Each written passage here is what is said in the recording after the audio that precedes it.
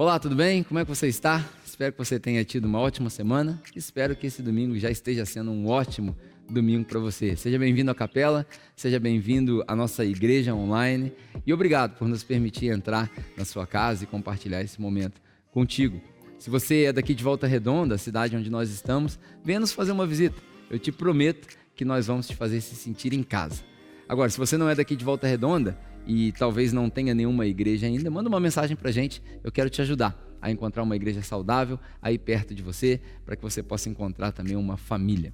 E falando em família, nós separamos uma mensagem especial para esse nosso encontro de hoje. É a mensagem que a gente compartilha com a nossa família, com a nossa igreja aqui nos domingos. Eu gostaria muito que essa mensagem também pudesse te abençoar. Então nós vamos passar essa mensagem para você e assim que ela terminar, eu volto com alguns avisos para a gente poder se despedir, tá bom? Bom culto para você. Nós vamos continuar a nossa série A Igreja Perfeita, né? Uma igreja perfeita. Vou deixar esse logo ali. Se você veio hoje pela primeira vez, não pegou a última mensagem, tá tudo no YouTube, é só entrar lá, youtube.com/Capela Church. A primeira mensagem está lá, uma igreja perfeita. Essa é a nossa pretensão. Se alguém chegasse para você e te fizesse uma proposta dessas, uma igreja perfeita, como você reagiria? Eu lembro que, antes de voltar para o Brasil, para quem não sabe, eu morei 10 anos fora do Brasil, e foi lá que eu me envolvi com igreja. Eu não tive experiência com igreja no Brasil. Não sabia o que era igreja no Brasil. Nunca tinha visto, né? Assembleia de Deus, presbiteriano, nada disso. Eu fui criado numa família que não tinha nada de religião. E lá fora, quando eu me envolvi com igreja, eu fui treinado para plantar igrejas. Identificaram esse dom em mim, fui treinado para plantar igrejas. E quando a gente é treinado para plantar igrejas, talvez vocês não saibam disso, mas todo plantador de igreja é um vendedor. Vocês sabiam disso? Todo plantador de igreja é um vendedor. E a gente é treinado para plantar igrejas. Uma das coisas que a gente aprende nesse treinamento é a teoria dos 1000 cafés. A teoria dos 1000 cafés. Quando o pessoal fala assim, vou tomar um café contigo, acho que eu tomo muito café, é porque eu aprendi a teoria dos 1000 cafés. O que é isso?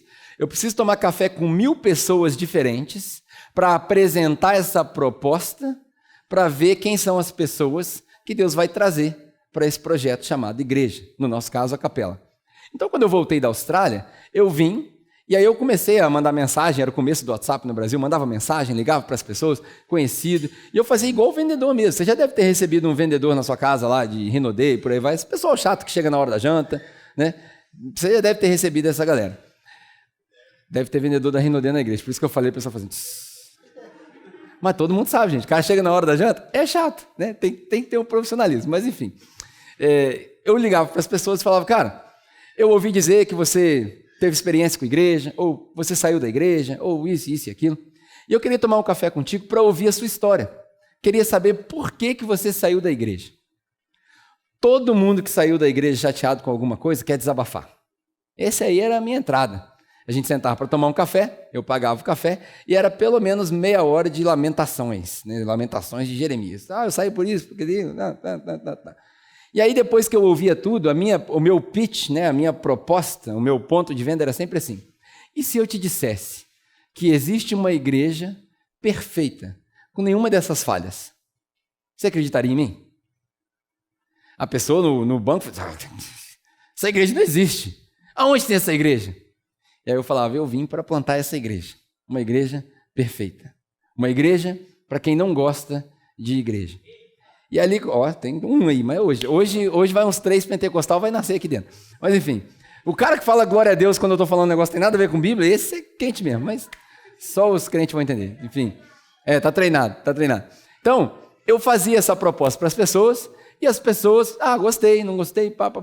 E aí foi se formando o primeiro grupo de pessoas que gerou a capela. A minha pergunta para você é o seguinte, se hoje a gente já não faz mais isso, a capela tem 5 anos, hoje tem poucas pessoas que estavam aqui nessas primeiras reuniões. Hoje aqui dentro tem algumas pessoas que foram na primeira reunião no quintal do meu sogro, quando a gente reuniu 17 pessoas.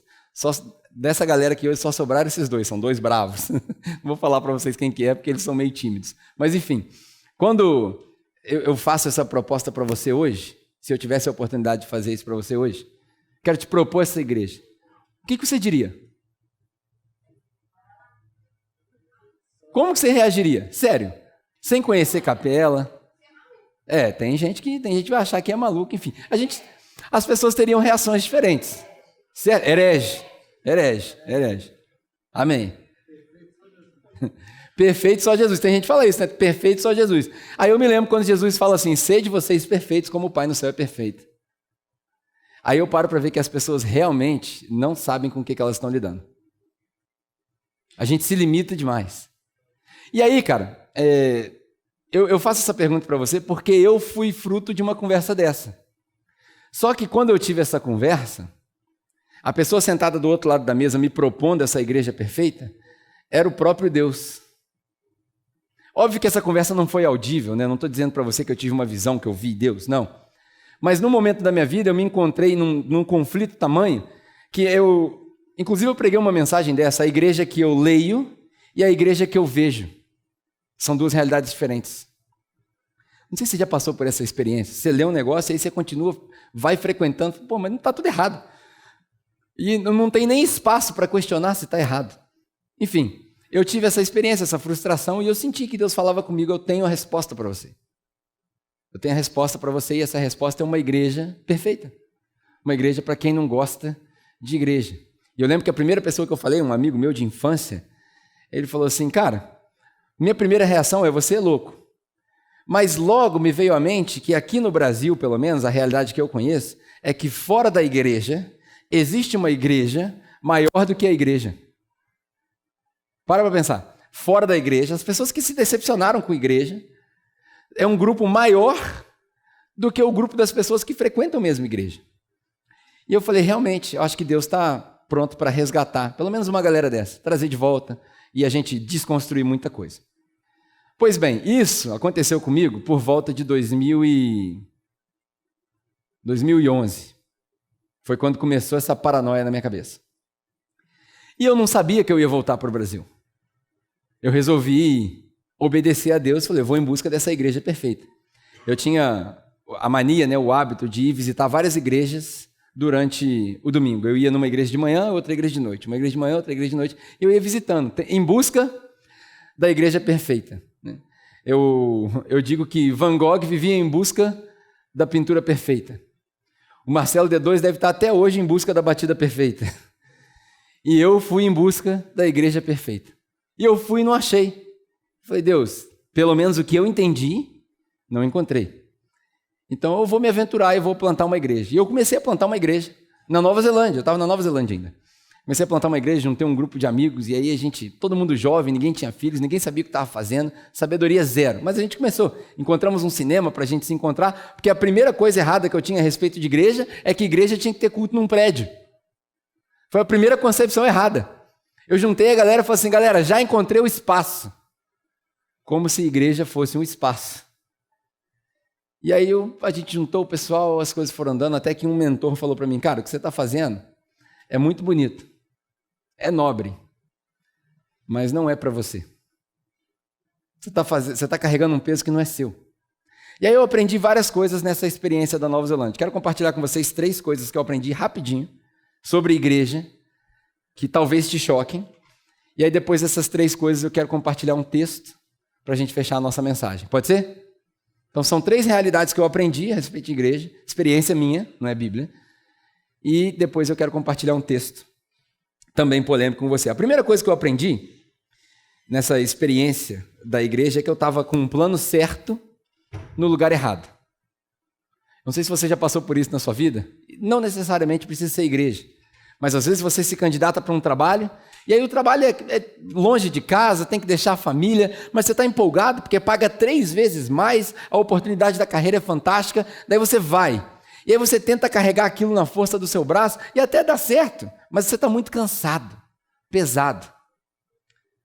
É basicamente isso, o plano é certo, mas o tempo está errado.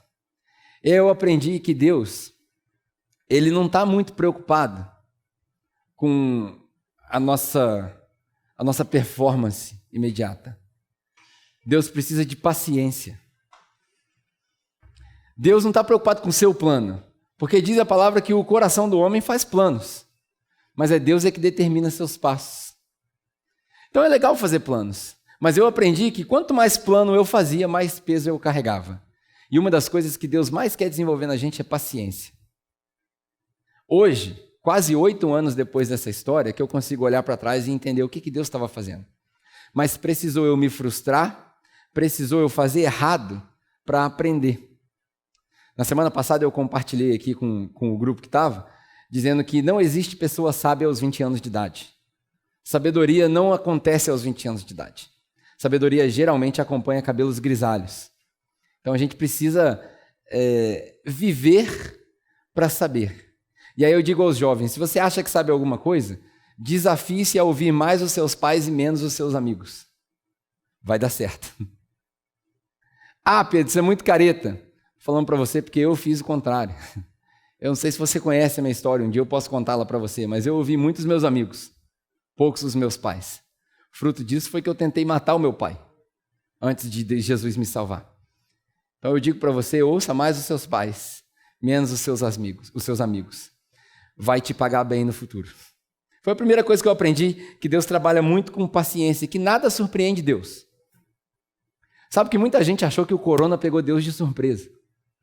E eu não quero aqui defender que o corona é de Deus, não é de Deus, é do diabo, não é do diabo. Eu particularmente tenho uma opinião que não vai mudar em nada a sua, e não é ponto teológico. Mas fato é que Deus não foi surpreendido por corona. Sabe por quê? Se Deus é Deus mesmo, se Ele é o Deus que a gente acredita, Ele vive fora dessa esfera de tempo.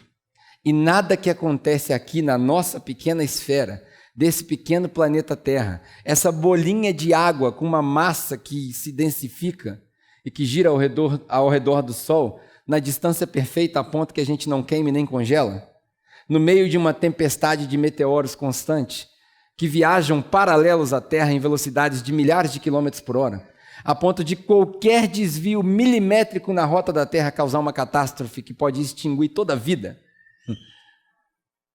Se Deus é Deus mesmo, Ele vive fora disso tudo. E Ele controla tudo isso. Como eu não sei. Então nada pega Deus de surpresa. A nossa esperteza não pega Deus de surpresa, e foi isso que eu aprendi. Que se eu quisesse começar uma igreja perfeita, a minha inteligência não seria o suficiente. Eu teria que ter outro recurso, porque a inteligência que eu tinha não era o suficiente. Eu não consigo entender. Eu não sei você, mas eu tentei entender Deus várias vezes.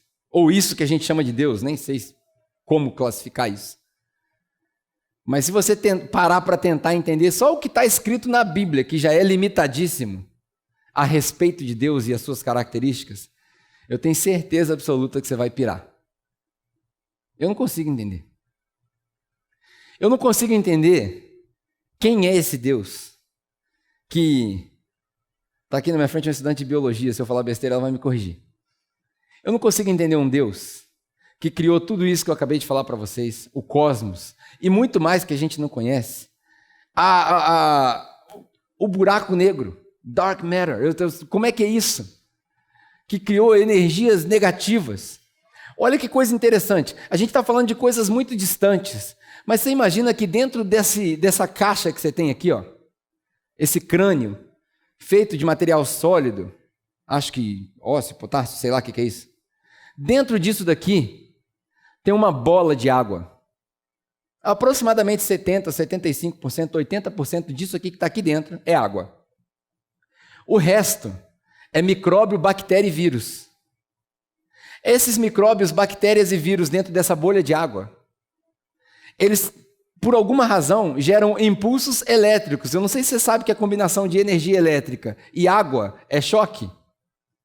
E esses impulsos elétricos e neurológicos se transmitem numa velocidade incalculável, que computador nenhum consegue entender, que embora eles façam mais rápidos, ainda não conseguem fazer de maneira mais eficiente.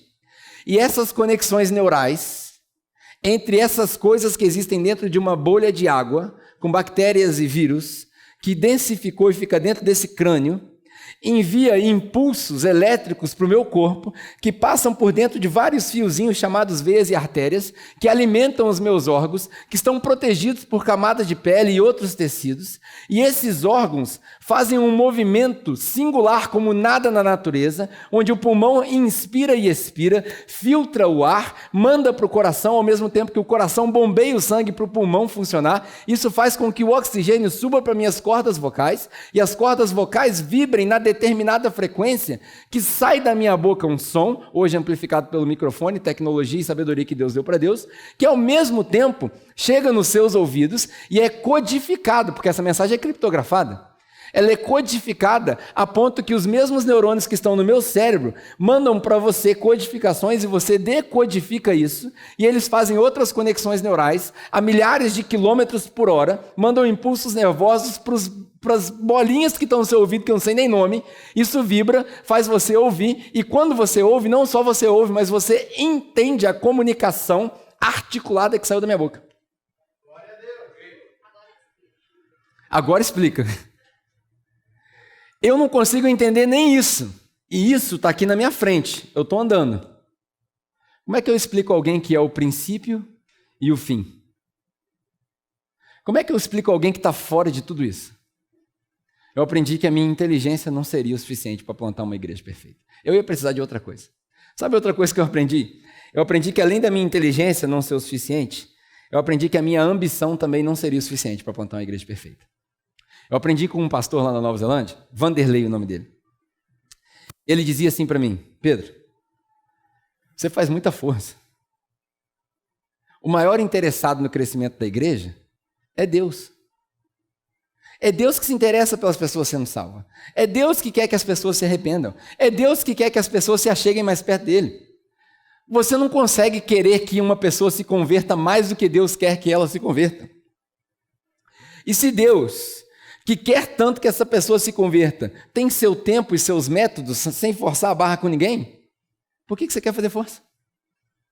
Porque eu sou naturalmente ambicioso e eu queria, né, que Deus convertesse as pessoas e vamos que vamos que vamos. O maior interessado no crescimento da igreja é Deus. E aí isso me faz lembrar de um versículo, Romanos capítulo 11, versículo 36, que é bem famoso, a gente canta música a respeito dele, que diz que tudo é dele, por ele e para ele. Conhece esse versículo?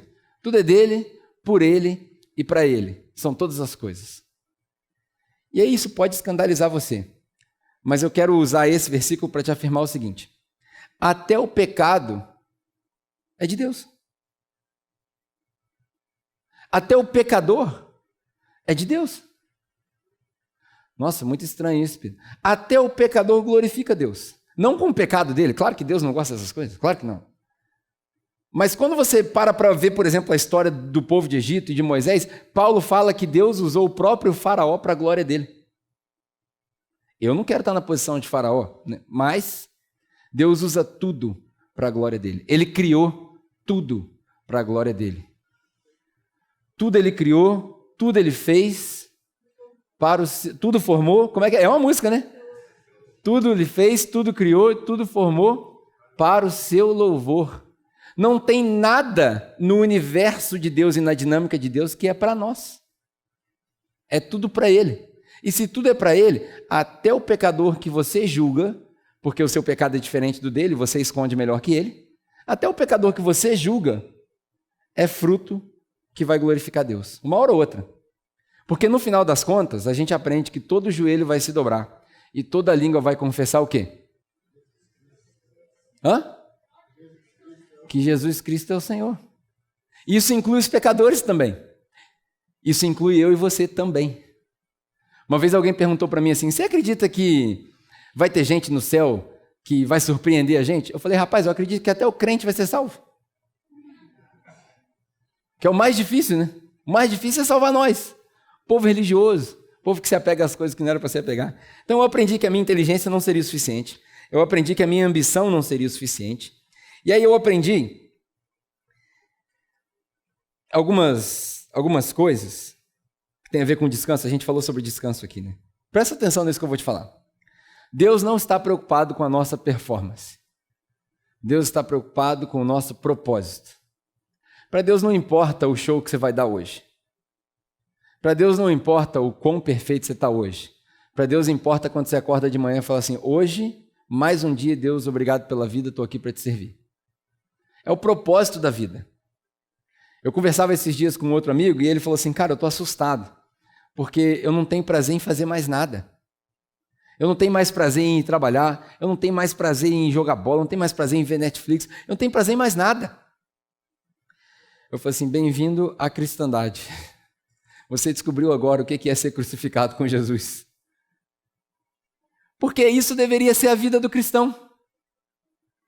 Como Paulo diz, eu considero a minha vida nada. Mas a gente não aprende essas coisas na igreja. A gente aprende um triunfalismo impressionante. Então Deus não está preocupado com a nossa performance. Deus não está preocupado, Deus está preocupado com o nosso propósito. Deus não quer uma igreja.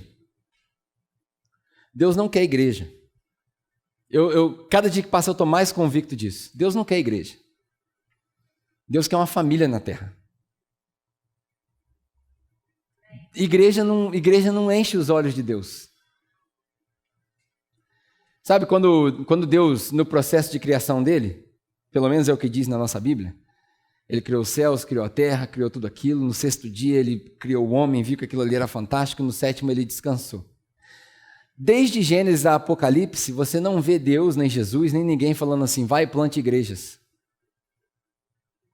Toda a expressão de igreja que a gente vê na Bíblia é uma família.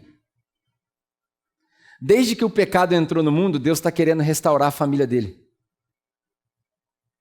Note que tudo isso que a gente tem hoje, que a gente chama de igreja, muito provavelmente aborrece mais do que alegra Deus. Batista, presbiteriano, Assembleia, Testemunha de Jeová, Congregação no Brasil, tudo isso é invenção de homem. Nada disso veio de Deus. Posso te afirmar categoricamente, embora eu não goste de afirmar quase nada, mas eu tenho a convicção de que Deus não pediu para a gente plantar igreja. Deus pediu para a gente criar famílias. Não só a sua família de sangue com seus filhos, mas Deus pediu para que eu ame o Isaac de tal maneira que seja uma família. Porque eu não sei se você sabe, mas você vai viver 70, 80 anos aqui com as pessoas que são seus parentes de sangue. Mas se você foi salvo mesmo, você vai ter que me aturar para o resto da eternidade. Graças a Deus eu não vou pregar na eternidade, dessa aí você se safou. Mas a gente vai ter que se aturar no céu. Isso é uma família. O tempo todo Deus quer restaurar a família dele na terra. O tempo todo parece que o esforço de Deus, o esforço que ele faz, é para trazer de volta a ideia de uma família, onde nós e ele somos um. De fato, essa foi a oração de Jesus quando ele se despede. Pai, que eles sejam um, como eu e você somos um. Por alguma razão, a gente continua insistindo em fazer o que Deus não mandou. Eu nem acho que isso é ruim de tudo. Porque pode ser que a gente chegue no céu e aí Jesus olha para a gente e fala assim, cara, e aí, o que você fez? Não que ele não saiba, né? Não, eu fiz isso, isso, isso, a gente plantou a igreja e tal. E aí Jesus fala assim, pô, legal, mas e aí, o que você fez que importa de verdade? Não, só isso, eu ia para o culto domingo, levava lá meu dízimo, minhas ofertas. De vez em quando a gente fazia uma obra social, tirava foto, entregando comida para poder sair na foto. Mas era isso que a gente fazia. E, a gente ajudou muita gente, hein, Jesus? Tinha dia que a gente entregava 1.000 cestas básicas. Eu imagino se Jesus fosse competir com a gente, ele falasse assim, pô, num piquenique só, eu alimentei 5.000 homens. Imagina Deus competindo com a gente, né? Jesus competindo com a gente. Jesus, não tem noção, a gente resgatou um monte de gente. Fala, rapaz, eu andei sobre as águas. Jesus, a gente levou remédio. Fala, rapaz, eu ressuscitei, não só eu, mas o outro amigo meu também. Não tem competição. E nada que a gente faz, tudo que a gente faz, fica muito, muito pálido, desaparece perante o que Jesus fez. Isso é igreja. Deus não quer igreja, prédio, instituição. Isso aqui é coisa nossa. A gente cansa de repetir isso, já está repetitivo já. Isso aqui é coisa nossa, é legal, eu gosto de vir aqui, cantar junto com os irmãos, é legal. E quando a gente tem a oportunidade de fazer isso de forma segura, né, uma história que eu conto interessantíssima é que se a gente fosse para o Uzbequistão, por exemplo, num país perseguido, e chegasse lá para ensinar o evangelho para os irmãos que estão famintos pelo evangelho, e a gente desse uma receita para eles. a nossa receita de igreja no Brasil. Irmãos, nós vamos fazer o seguinte, nós vamos montar um prédio aqui que vai custar R$100 mil, né, uma estrutura com salinha de criança, ar-condicionado, para todo mundo poder sentar confortável. E aí nós vamos fazer culto aqui uma vez por semana, no domingo, porque ninguém trabalha. Eu fico imaginando, no Uzbequistão deve ter tanta gente que nunca trabalha, né? Passando miseráveis na rua, com fome. Mas enfim, nós vamos fazer culto aqui no domingo. E aí o culto vai ter 3 músicas, 4 músicas, todas elas americanizadas, todas elas com 4 acordes, porque é assim que é o padrão de Deus, não vale outra música. E aí nós vamos cantar essas músicas, todo mundo vai se vestir com roupa de igreja, que é só terno, porque não dá para vestir roupa colorida é outra religião. E aí nós vamos vestir terno, nós vamos americanizar todos vocês, e aí a gente vai pregar uma palavra de 30, 35 minutos. Imagina, para um povo faminto. Estava conversando com o Demétrio aqui agora, impressionante, que a gente faz culto aqui no Brasil, em menos de 1 hora, com uma igreja com 100 pessoas, 27 vão no banheiro. É uma porcentagem altíssima. E aí eu penso, cara, tem gente que precisa andar quilômetros, escondido assim, ó, quilômetros debaixo do mato, para ninguém ver eles, para eles poderem adorar a Deus com uma página da Bíblia, e passam horas sentados para ouvir o Evangelho. Nós não entendemos nada. Mas enfim, a gente chega no Uzbequistão e apresenta essa fórmula de igreja. Um prédio, R$100 mil, um aluguel de R$2 mil, seja lá o que for, salário de um pastor, salinha para as crianças, um custo fixo. É empresa, né? Colocou na planilha, tudo certinho. Aí a gente oferece para os caras. Os caras vão falar para a gente assim, vocês são malucos. Antes de vocês chegarem aqui, nós já éramos igreja sem nada disso. A gente vem aqui, a gente se reúne debaixo da árvore, nossa estrutura funciona sem nada disso. Você é doido, vou gastar dinheiro com isso não. Tchau. Você nem crente, já entendeu nada.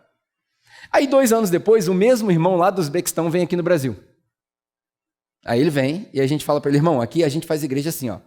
Tem um prédio, uma estrutura, custa R$100 mil, custa R$10 mil por mês, custo fixo, salário do pastor, salinha das crianças, ar-condicionado para o povo vir aqui para cantar 3 músicas, ouvir uma palavra, blá, blá, blá. Mas a gente visitou vocês 2 anos atrás e a gente resolveu destruir isso tudo aqui, porque isso aqui não vale nada. Esse mesmo irmão do Uzbequistão vai falar assim, você é louco, vocês já têm tudo, não tem ninguém com a arma na cabeça de vocês não passam fome. Você é maluco? A gente senta debaixo de uma árvore com a bunda na pedra e dói por 5 horas. Vocês têm a oportunidade de vir aqui toda semana? E vocês querem destruir? Você é maluco? No meio de uma pandemia, enquanto a gente está lá sem medicação, sem alimento, sem suporte, sem igreja, a gente está andando junto com os nossos irmãos para poder louvar a Deus, porque a gente crê que esse Deus vai trazer cura, e vocês estão querendo fechar a igreja. Como assim? Ah, mas isso é falta de responsabilidade. Falta de responsabilidade é você deixar de acudir os irmãos que estão precisando de socorro espiritual. Parou para ver? Não estou querendo vender ideia política para ninguém, não. Se não quiser vir, você não vem.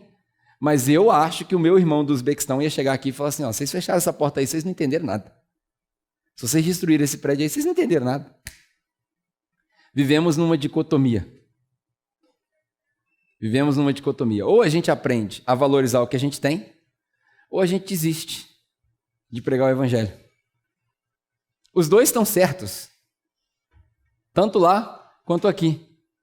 O objetivo não é qual que está mais certo, não é entender qual está mais certo. O objetivo é aproveitar o que Deus deu para nós. É isso, aproveitar bem o que Deus deu para nós, porque amanhã pode ser que não tenha. Tudo isso eu falei porque a gente precisa entender que uma igreja perfeita é uma igreja que não faz esforço. Você pode reparar que nos últimos 5 anos, talvez 2 ou 3 vezes eu fiz esforço para alguma coisa, eu e alguns outros irmãos. Mas a igreja perfeita não faz esforço, a igreja descansa. Como essa música que a gente cantou aqui no começo. E além de descansar, além de viver no descanso de Deus, na semana passada eu apresentei um texto aqui para vocês que foi Atos capítulo 6. Esse texto fala de algumas características da igreja perfeita, 7 na verdade. A gente apontou aqui, fizemos até uma brincadeira com o filme 7 Homens e um Destino. A igreja perfeita é uma igreja que é envolvente, não é displicente. É uma igreja para quem não gosta de igreja. É uma igreja que não cabe dentro das 4 paredes e por aí vai. Hoje, como eu falei para vocês, depois dessas verdades, eu quero compartilhar um texto bem rápido, não vou me prolongar demais nesse texto, que está no livro de Apocalipse, no capítulo 3. Então, se você tiver a sua Bíblia aí contigo, Apocalipse, capítulo 3. Raramente a gente usa o livro de Apocalipse aqui na igreja. Hoje vai ser uma exceção. Espero que Deus fale com você nessas palavras aí também. Apocalipse, capítulo 3. Nós vamos ler do versículo 7 até o versículo 13. Se você não tiver Bíblia aí contigo, tem Bíblias aqui nas mesas, se você quiser acompanhar, obviamente, mas não precisa ficar preocupado, porque a gente vai ler bem devagarzinho e eu vou tirar algumas coisas aqui desse texto. Apocalipse, capítulo 3, versículo 7 até o versículo 13. Antes da gente ler, só para você ter uma ideia, o que está acontecendo no livro de Apocalipse? Muita gente tem medo do livro de Apocalipse. O livro de Apocalipse é uma visão, é um sonho. João, discípulo de Jesus, teve um sonho, ninguém sabe se ele estava dormindo, se ele estava acordado, e ele teve essa revelação. A palavra Apocalipse, na verdade, significa revelação, tirar aquilo que estava coberto nos nossos olhos. E aí ele vê o fim das coisas. Apocalipse não tem nada a ver com o fim das coisas, mas ele vê o fim das coisas. E aí no livro de Apocalipse, esse que você tem na sua Bíblia, logo na primeira parte, os 3 primeiros capítulos, fala da história de algumas igrejas que ele vê, que não são necessariamente literais. A gente pode encontrar similaridades dessas igrejas para nós hoje. Do capítulo 4 até o capítulo 19, ele fala sobre vários eventos que ninguém sabe o que é. As pessoas podem te dar uma ideia, mas ninguém sabe o que é. Na minha opinião, eles são o mesmo evento descrito de várias formas diferentes. Não sei porquê, nem me pergunte também, porque eu não tenho arsenal teológico para te explicar. Mas chega no capítulo 19, a linguagem facilita para nós, e aí ele fala sobre o final de todas as coisas e a eternidade, essa cidade maravilhosa chamada Nova Jerusalém, tipologicamente também. E aí ele fala dessa eternidade onde não tem mais choro, não tem mais dor, não tem mais sofrimento. Deus está com a gente ali próximo e a gente consegue tocar em Deus. É fantástico. Você deveria ler o livro de Apocalipse. Eu te desafio a ler o livro de Apocalipse e não chorar quando você lê 19, 20 e 21. Mesmo que você não entenda os capítulos 4 a 18, vai lendo, e quando chegar no 19, eu tenho certeza que você vai chorar. 19, 20 e 21. É lindo. Mas hoje a gente vai ficar no capítulo 3, no versículo 7 ao 13. Nesse primeiro pedaço, João vê 7 igrejas. 5 delas tomaram uma repreensão de Deus. Deus fala para elas, fala assim, vocês, em Éfeso, por exemplo, uma cidade, eu conheço as obras de vocês. Vocês são assim, assim, assim, assado, mas isso aqui que vocês fizeram, gostei não. Vocês, na Laodiceia, eu conheço o que vocês fazem. Muito legal, ó. Parabéns. Mas isso aqui que vocês fizeram, tá legal não? Se fosse hoje, Deus apareceria aqui e falasse, vocês da capela, ó, parabéns. Vocês provocaram um reboliço, vocês são moderninhos, um monte de gente começou a ver o evangelho de forma diferente, espalhou a influência, ó. Mas eu tenho isso aqui contra vocês. Não pense vocês que nós não temos nada negativo. Claro que tem. Uma igreja perfeita não é uma igreja sem falhas. É uma igreja completa. Essa é a ideia. Mas aqui no livro de Apocalipse, ele apresenta 2 igrejas que não tem problema. Uma delas fica solta no ar, que é a igreja de Esmirna. Mas uma igreja que Deus elogia é a igreja de Filadélfia. Filadélfia significa o amor fraternal. A igreja do amor fraternal. Olha só que interessante. Que a capela seja uma Filadélfia. Não pode, né? Porque aqui em Volta Redonda já tem uma Filadélfia. Vamos fazer uma parceria com eles lá, vamos lá na Filadélfia, pessoal, vamos virar Filadélfia aqui também. Mas enfim, que a capela seja uma igreja Filadélfia. Que o que nos une não é o nosso alinhamento teológico, não são as nossas convicções doutrinárias, mas o amor que a gente tem por Jesus e um pelo outro. Eu não quero que você concorde comigo, não. Na verdade, eu quero que você discorde mesmo, para aparecer mais gente que tem arsenal para oferecer alternativas. Agora, eu quero que você me ame. E eu quero poder te amar também. Essa é a ideia. Vamos ler a ideia, a visão da igreja de Filadélfia, né? Do versículo 7 ao 13, do capítulo 3. Deixa eu ver se eu estou no lugar certo.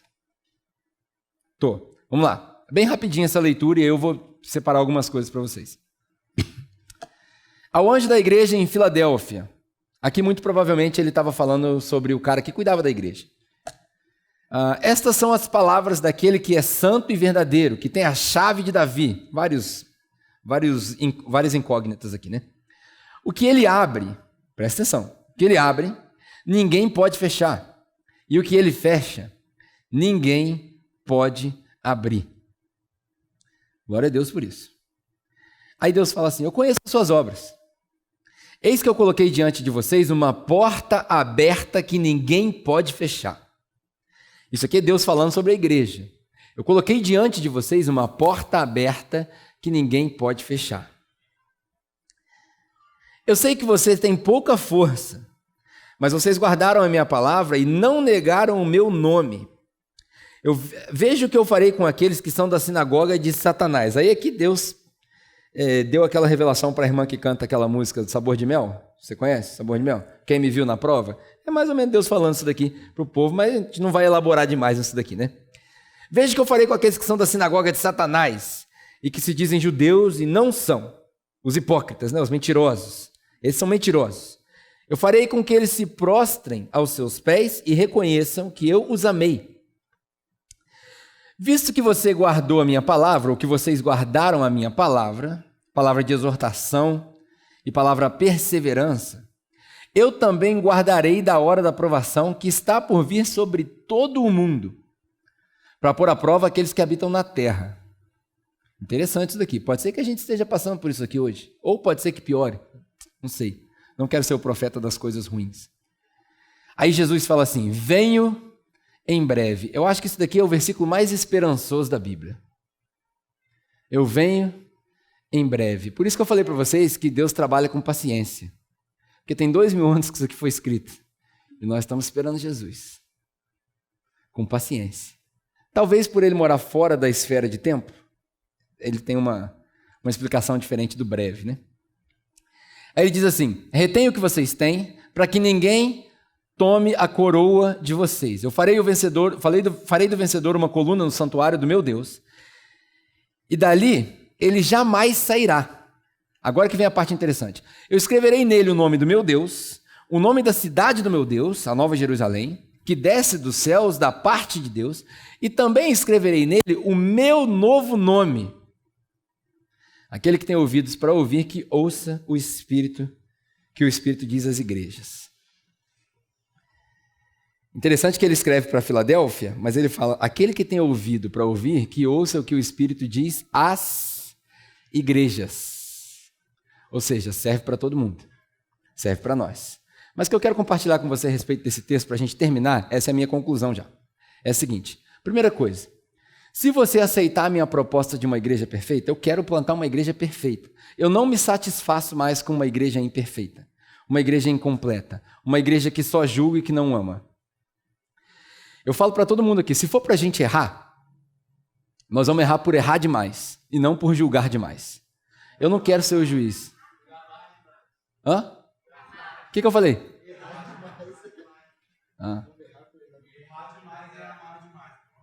Também, é isso aí. Porque tudo bem errar, cara. Você viu como é que eu aproveitei meu erro aqui já? Mas está tudo bem, porque perfeito não é sem erro. Perfeito é completa. E eu quero fazer uma proposta para você de uma igreja perfeita, e eu não quero te iludir. Eu quero que você entenda no fundo do seu coração e fale: eu quero essa igreja. Porque se você aceitar a minha proposta, você não vai ser participante, você não vai ser só uma audiência, você vai ser participante dessa igreja. E se for para a gente errar, a gente vai errar por amar demais e não por julgar demais. Esse é o nosso peso. Eu quero carregar esse peso. Não porque a gente vai ser convincente com o pecado, não, porque quem ama corrige também. Mas quando a gente chegar no céu e se apresentar para Jesus, eu quero ouvir Jesus falar assim: ó, eu nunca vi um cara que amava tanto igual esse aí. Do mesmo jeito que ele falou: eu nunca vi fé desse jeito em lugar nenhum, para alguns personagens na Bíblia. Que essa seja a característica de cada um de nós na igreja, nessa igreja perfeita. Porque a igreja de Filadélfia ela tem algumas características. Vamos lá rapidamente para você entender. Primeiro, uma igreja perfeita é uma igreja que tem portas abertas que ninguém pode fechar. Portas abertas aqui significa a oportunidade de pregar o evangelho. Nós vivemos num tempo que a igreja se tornou ineficiente. Por quê? Porque ela é irrelevante. A igreja se tornou ineficiente porque ela é irrelevante. O que eu quero dizer com isso? O nosso método está tendo muita dificuldade de funcionar, porque a nossa mensagem não fala mais com o mundo. A nossa mensagem só fala com um crente. A mensagem da igreja é sempre um triunfalismo, é sempre um você vai vencer, é sempre a mesma coisa. Não tem espaço na igreja para a gente conversar e alguém falar assim, cara, eu estou passando por um divórcio. Toda vez que alguém chega passando por um divórcio na igreja, a primeira palavra de um pastor, de um líder religioso é o seguinte, você está em pecado, você precisa voltar. E posso te falar a verdade? Teologicamente falando, ele não está errado. Ele está certo. Mas teologia matou muita gente ao longo de muitos anos. E Jesus não veio para matar ninguém, Jesus veio para dar vida. Eu acredito que Jesus seria bem contrário a muitas coisas que a gente fala teologicamente hoje. Não que teologia seja ruim, a gente precisa entender. Mas quando alguém chega na igreja assim, eu estou passando por um divórcio, você pode ter certeza. Ele não está procurando pelo seu conselho legal, para isso tem advogado. Ele não está procurando por doutrina, você sabe o que ele está procurando? Um ombro para chorar. E chorar com os que choram não é ser conivente com o pecado. É se compadecer da dor do outro. Quando alguém chega na igreja com um problema de drogas, fala assim, cara, já tem 3 meses que eu estou limpo. Eu quero me aproximar de Jesus. E aí ele vem, na hora que as coisas começam a facilitar, ele escorrega. E aí ele cheira uma carreira, ele fuma maconha, ele usa crack. E aí você tem que ir buscar ele. Eu estou falando isso aqui para você, não é teoria não. Alguns dos meus amigos aqui em Volta Redonda eu fui buscar na sarjeta. Eu carreguei um cara que pesava 100 quilos no ombro, porque a família não conseguia arrastar ele. Eu fui buscar ele lá em Barra Mansa. Hoje, ele é um dos líderes de uma clínica de reabilitação. Crédito para mim? Claro que não. Mas imagina se eu chegasse para ele na sarjeta, ele estava literalmente deitado no bueiro quando eu fui buscar ele lá, da última vez, que foram vários. Se eu chegasse para ele e falasse assim, cara, já fiz de tudo, agora eu cansei. O que seria daquela pessoa? Graças a Deus que ele usou alguns, como eu, não foi só eu, foram vários que ajudaram ele. Quando alguém chega na igreja com um problema de identidade sexual, o nosso trabalho não é apontar para ele o que é macho e o que é fêmea. Isso aí a gente aprende na escola, 3ª série, biologia. Sabe o que essas pessoas estão procurando? Amor. Sabe por quê? Porque Deus não está preocupado com o seu partido político. Deus não está preocupado com nada disso, cara. E se alguém falar para você assim, você vai ser condenado por causa das suas escolhas sexuais. Se alguém falar isso para você, certamente é alguém que não entendeu o que Jesus fez na cruz. Eu estou defendendo aqui lados políticos, movimento LGBT, de maneira nenhuma. Eu tenho as minhas convicções. Mas as minhas convicções não são as convicções de Deus.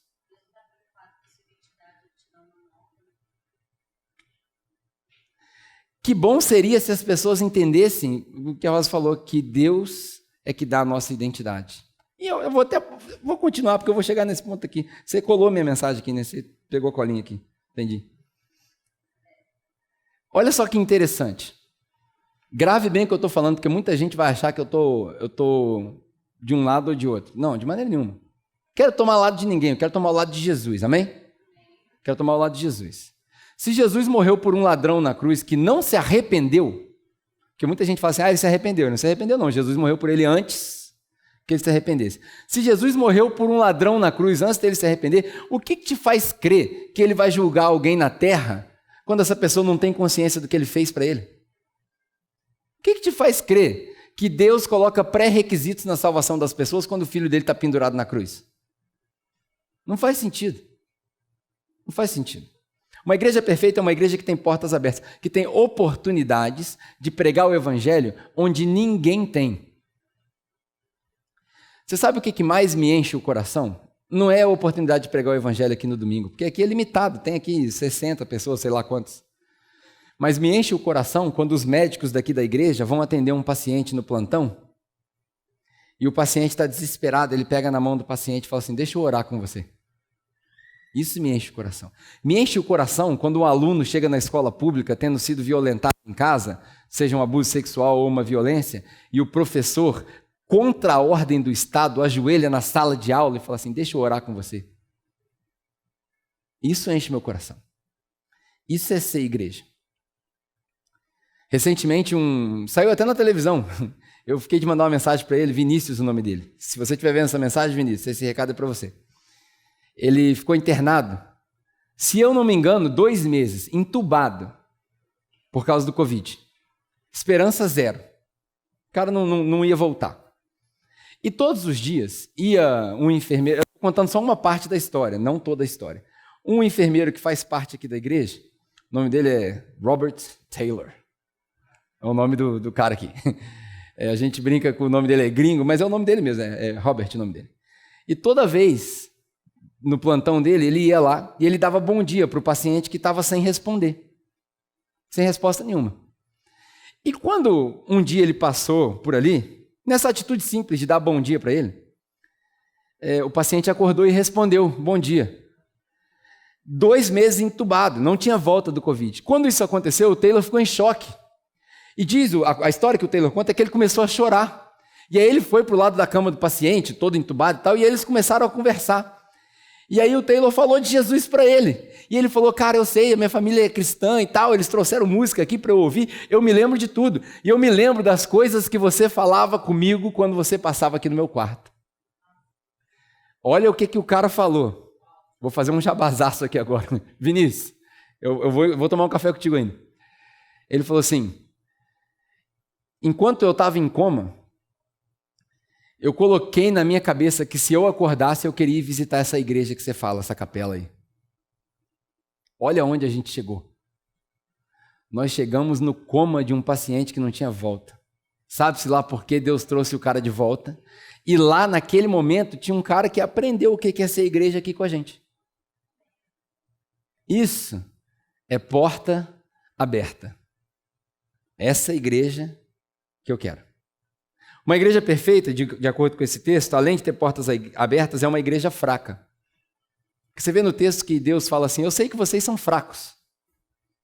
Por quê? Porque o poder de Deus, ele se aperfeiçoa na fraqueza. Quando eu sou fraco, é que eu me torno forte. Porque quando a gente está fraco, quando o casamento está acabando, quando o filho não tem mais volta, quando o emprego acabou, quando não tem mais dinheiro, quando a doença não cura, só tem uma posição que o crente se coloca. De joelhos. E é de joelhos que Deus responde à nossa oração. Quando a gente aprender a ficar mais de joelho do que de nariz em pé, a gente vai ter mais resposta de Deus. É uma igreja fraca, porque o poder de Deus se aperfeiçoa na fraqueza. Mas ao mesmo tempo que é uma igreja fraca, o texto também fala para a gente que essa igreja perfeita é uma igreja que foi fiel na palavra. Tudo isso que eu estou falando aqui para vocês, se você sentar comigo e falar assim, Pedro, eu não concordo, eu vou falar assim, cara, você tem espaço para discordar de mim o quanto você quiser. A única coisa que você não pode fazer é me convencer de que o que eu estou falando não está baseado na palavra de Deus. Que Deus te ama, que o amor dele é incondicional, inabalável, que o amor dele não tem fronteiras e que o amor dele não tem pré-requisitos. Que ele te ama independente daquilo que você fez. Você não consegue me convencer. Porque a palavra de Deus diz que ele morreu por nós enquanto nós ainda éramos inimigos dele. E eu tenho a plena convicção de todo aquele que foi salvo pelo Espírito de Deus no sacrifício de Jesus Cristo vai se transformar e se parecer com Jesus. Não tem como o cara que foi salvo pela graça através da fé não se parecer com Jesus. Pode demorar. É aí que entra a igreja. Na paciência. É uma igreja fiel na palavra. Por último, a gente falou de identidade, né?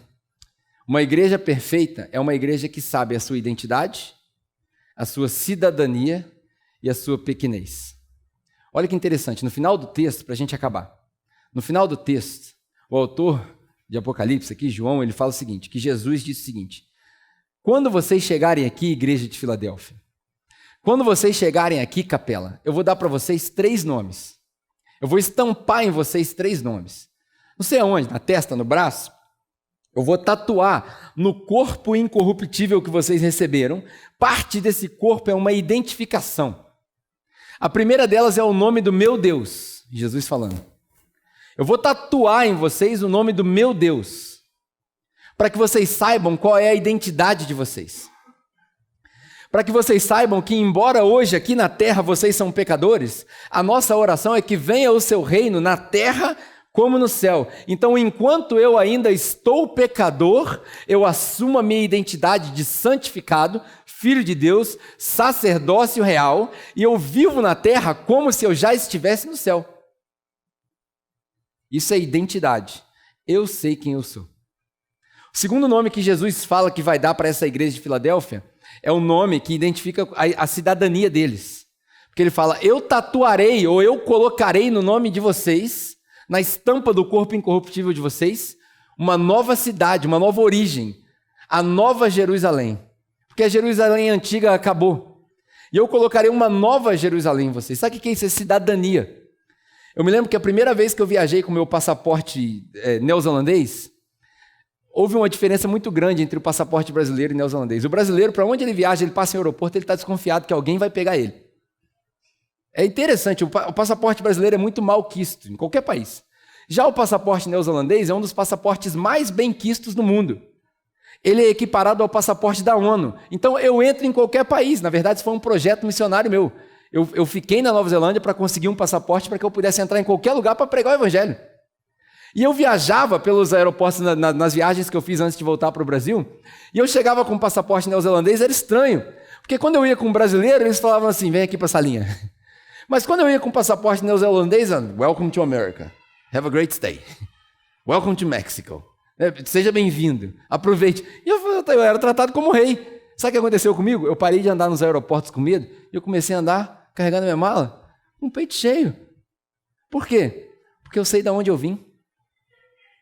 Quando o mundo me chama para a salinha, quando o mundo quer me corrigir, quando o mundo quer me tratar como alguém que tem uma cidadania fraca, eu estufo meu peito e eu digo, eu sei de onde eu vim, e eu sei para onde eu estou voltando. Eu tenho saudades de um lugar que eu nunca fui, mas Deus colocou no meu coração a visão desse lugar.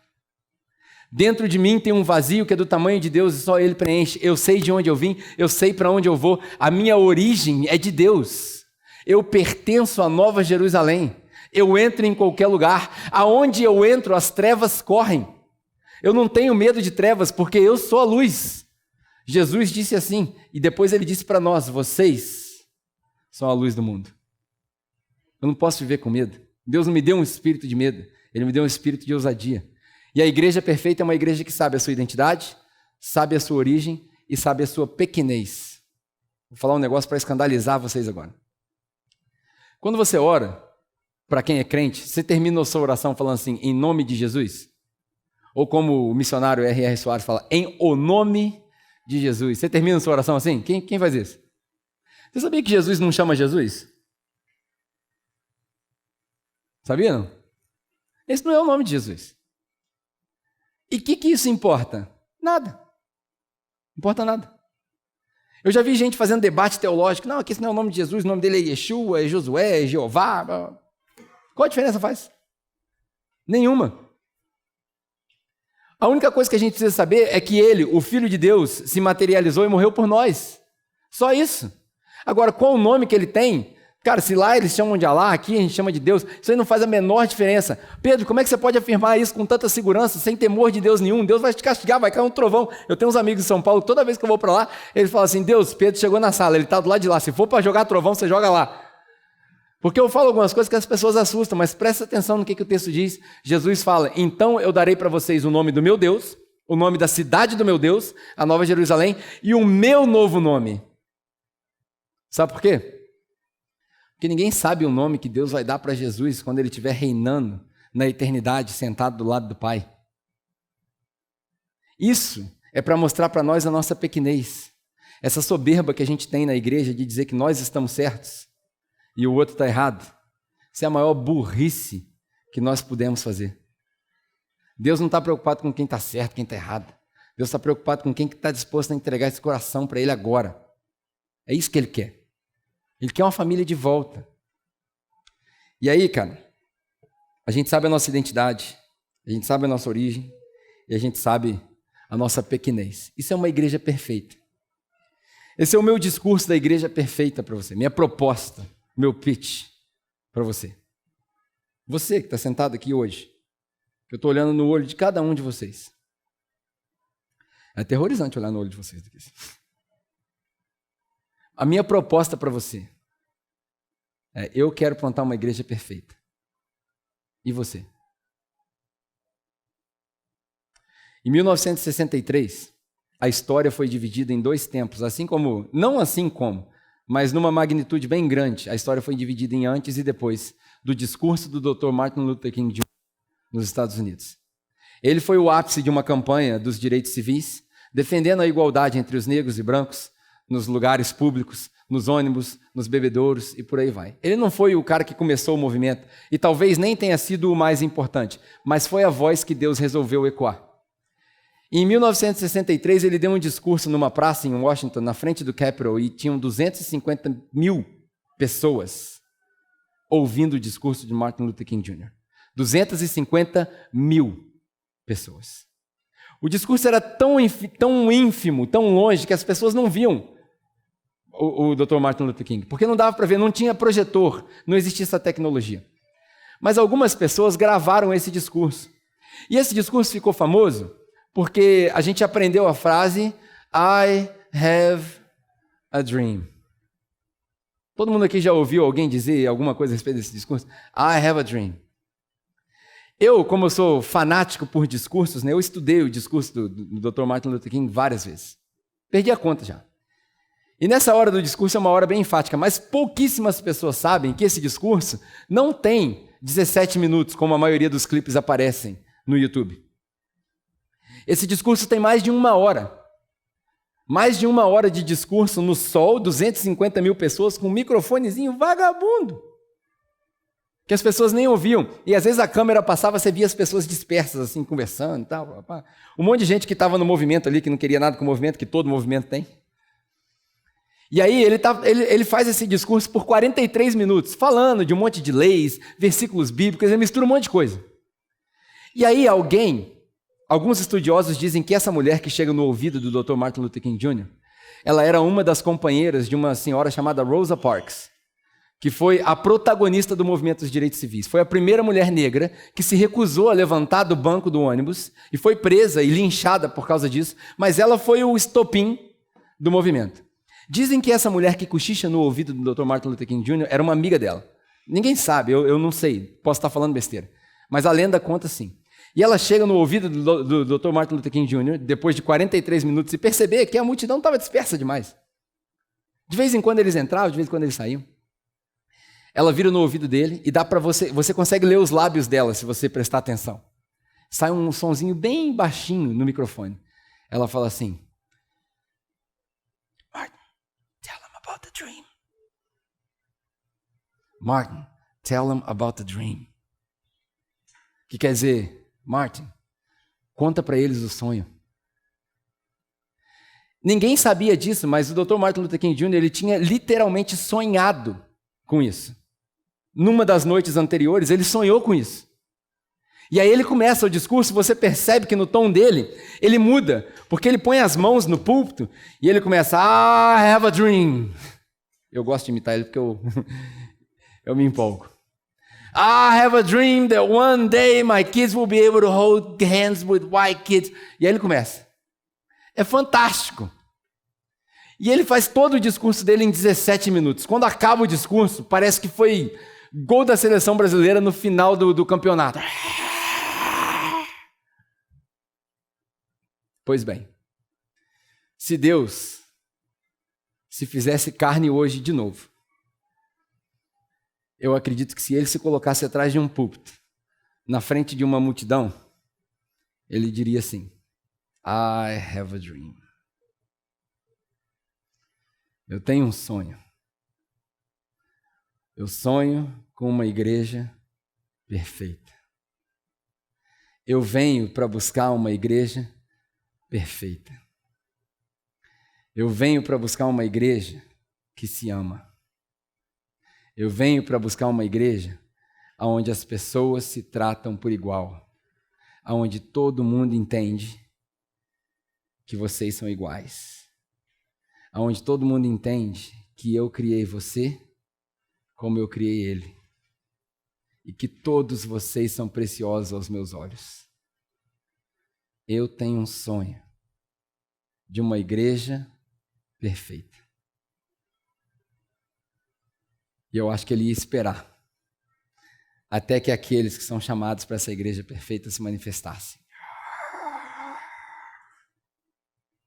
Talvez esse seja o momento na história quando a gente lê: a criação anseia pela manifestação dos filhos de Deus.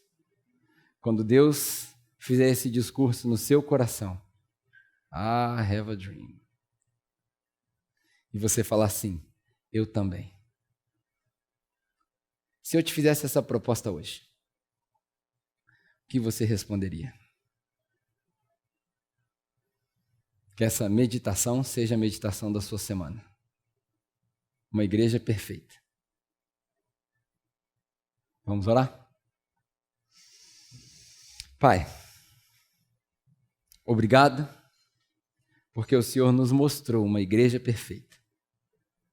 Obrigado porque nós não podemos nos satisfazer com uma igreja que não é perfeita.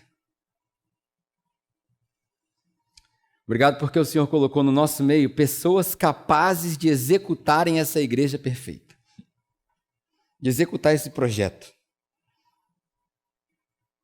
A nossa oração é que cada um aqui seja confrontado por essa realidade de uma igreja perfeita, de uma igreja que não vê diferenças entre pretos e brancos, ricos e pobres, héteros ou homossexuais, esquerda ou direita, mas que todos necessitam da graça e da misericórdia do seu Filho Jesus. E que todos nós, cada um no seu tempo, com respeito às individualidades de cada um, fiéis na sua palavra, vamos permanecer firmes até o dia que o seu Filho Jesus vier nos buscar, que ele prometeu que ele vem em breve. E nós aguardamos ansiosamente o retorno do seu Filho. Pai, que durante essa semana, cada um de nós medite nessa palavra e seja confrontado no fundo do seu coração. E não aceite mais uma igreja preconceituosa, uma igreja presunçosa, uma igreja prepotente. Mas que a gente receba de bom grado essa tarefa de ser uma igreja fraca, mas uma igreja fiel na sua palavra. Uma igreja com portas abertas para pregar o evangelho. E uma igreja que conhece a sua identidade, a sua origem e a sua pequenez. Pai, perdoa os nossos pecados, as nossas falhas, que nós também temos,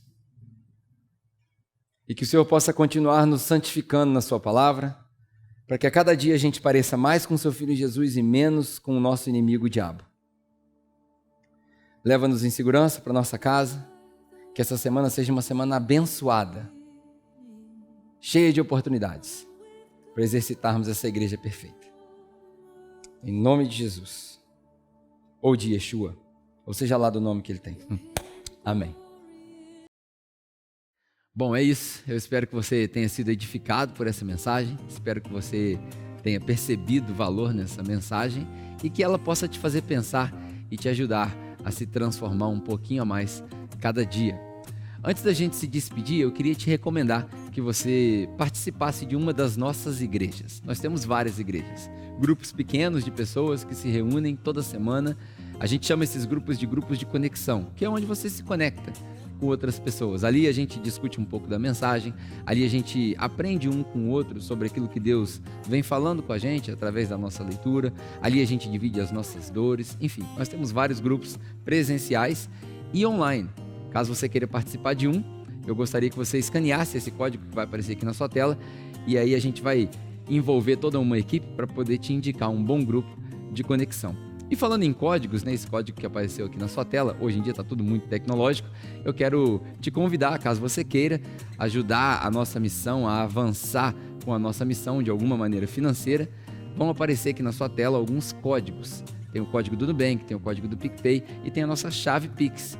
Caso você queira fazer uma doação, de acordo com aquilo que você decidir no seu coração, sem pressão nenhuma, sem nenhuma obrigação, nós seremos extremamente gratos. Você pode usar esses códigos e a sua doação vai direto para a capela, tá bom? É isso. Espero que você tenha tido um bom domingo aqui com a gente. Espero que você volte. Deus te abençoe, tenha uma ótima semana e até o nosso próximo encontro.